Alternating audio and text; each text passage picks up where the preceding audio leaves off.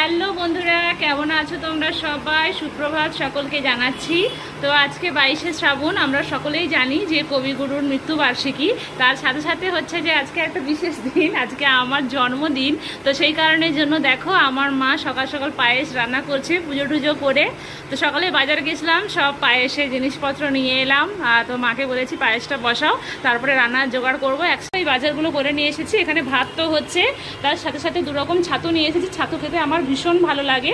তো এটা এক রকমের ছাতু, এটা এক রকমের ছাতু, দু রকমের ছাতু নিলাম।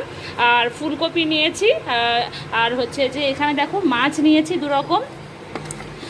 তো এগুলো ভালো করে এখনও ধুতে হবে, ধোয়া হয়নি। তো সেরকম আরও কিছু কিছু আইটেম হবে। তো সেই কারণের জন্য মা বললো তাহলে তুই এগুলো কেটে ধুয়ে রাখ, আর আমি এখানে রান্নাটা বসাচ্ছি। তো ভাত মা বসিয়ে দিয়েছে। আর জন্মদিনের দিন তো সকাল সকাল স্নানটাও সেরে নিতে হবে। এই মেয়েকে নিয়ে এলাম, সেই কারণের জন্য একেবারে স্নান সেরে একটু বেরোবো, কারণ টুকটাক আরও কিছু জিনিস আনার আছে। তো সবাইকে জানাই অনেক অনেক শুভেচ্ছা। সবাই খুব ভালো থাকো, সুস্থ থাকো। বলো, আগে তুমি বলো কেমন লাগছে আজকে? কি মামামের কি? এদিকে তাকাও, এদিকে তাকাও। আমার মেয়ে স্কুল থেকে